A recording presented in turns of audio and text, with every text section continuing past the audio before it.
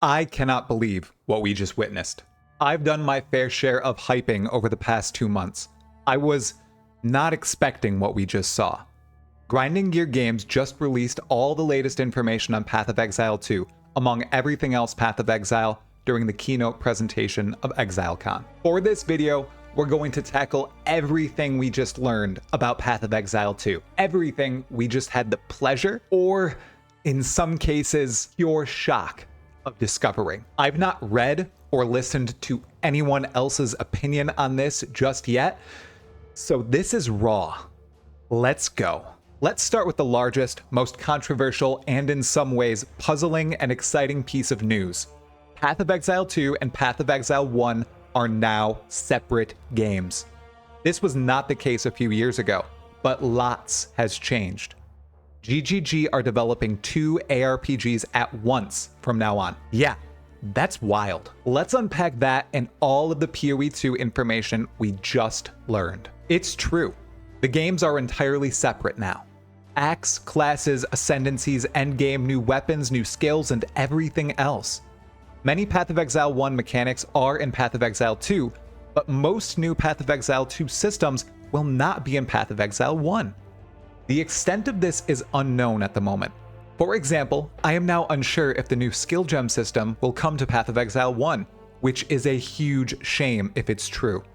This also means all the new ascendancies will also not be in PoE 1, and PoE 1 will not have shape-shifting, which looked absolutely wicked. Still, this is a shame if it's really the case. I still really need to think about this. I was a huge fan of combining both Path of Exile 1 and Path of Exile 2 into the same game. However, GGG has changed that entirely. Now, Path of Exile 1 and Path of Exile 2 will be developed at the same time, each with different expansions and leagues. After the initial PoE 2 reveal, Chris Wilson walked out and clarified that leagues will be offset, and both are going to be fully supported. Additionally, all microtransactions and skins you get in either Path of Exile 1 or 2 will be usable in either game, and both will be free. Wow. It's a ton to take in. I think I'm excited, but it's such a challenge to take on. If anyone can do it, it is Grinding Gear Games. All right. With all that said, let's quickly look at the highlights about the brand new independent Path of Exile 2. Succinctly, it looks good. Phenomenally good. Number 1, Path of Exile 2 will introduce 6 brand new character classes, but not include the Scion. That means there will be 12 character classes. The new ones are the Monk, a strength class focusing on martial, quick, and combo melee gameplay. The Sorceress, hyper-fixated on elemental-based abilities and massive devastating spells. The Warrior, likely focused heavily on defenses and heavier melee gameplay than the Monk. The Huntress, wrapped around ranged attacks and leaping around foes. The Mercenary, which we don't have anything more than a flipping crossbow attack of. And finally, the Druid, revolving around shapeshifting, companions, and nature spells. The Werebear looks absolutely insane. This was my favorite moment of the brand new trailer. Of course, we'll be able to mix and match all our skills, traverse a 2,000 node passive skill tree, and ascend. But now each attribute has at least 2 character classes associated with it. The classes are meant to define and start a specific fantasy, then allow you to branch as you see fit. Next up, every Path of Exile 2 class will be accompanied by 3 ascendancy classes. That means there will be 36 brand new ascendancies in PoE 2. We didn't get any glimpses of them yet, but they're promised to give each class a much more focused approach to a specific area of the game. We'll hopefully learn more as ExileCon goes on, and the closed beta, which will begin on June 7th, 2024, approaches. Number 3, gems in Path of Exile 2 are completely different and customizable now. You can find uncut gems now that you can shape into whatever skill gem you want, choosing from 240 different active skill gems and 200 different support gems at launch. You will, of course, socket support gems into the skill gems still. Additionally, though, you can choose which skills and passives affect your weapons, adding real value to weapon swapping. This new system is called Dual Specialization, and it looks absolutely rad. Plus, As predicted, many weapons will include skills on them as implicits, like staves, which will always have a skill on them, like Fireball. Next, Path of Exile 2 will have 6 acts, not 7, 100 different environments, 100 bosses, 600 monster types, 700 item base types, with at least one unique version of each. Plus, there will be more new weapons, including flails, focuses, traps, and redesigned scepters.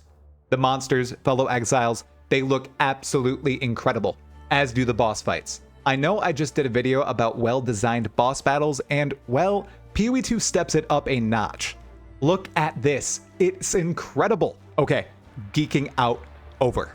Now, here's a batch of the miscellaneous information we learned during the keynote presentation. We saw gold drop from monsters. I'm not a fan of this. I hope the crafting currency system remains. Every character gets a dodge roll you can use infinitely, but it doesn't make you invulnerable. It just moves you out of range of attacks and projectiles. We have cinematics now, I think. We saw a bit of one in the trailer. They're rendered in-game. There's a new resource type, Spirit, that works with skills that used to reserve mana. It has new interactions on the passive skill tree and items. GGG seems to be pushing multiplayer more, which actually looked decent in the gameplay showcase.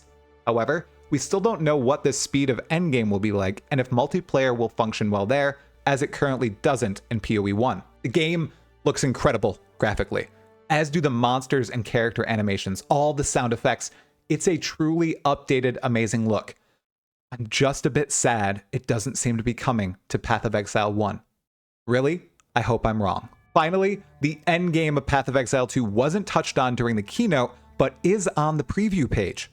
According to the page, the endgame will consist of more than 100 endgame maps with unique boss fights and modifiers alongside revamped versions of Path of Exile 1's past leagues. Let's hope it keeps all the juicy goodness of Path of Exile 1's endgame.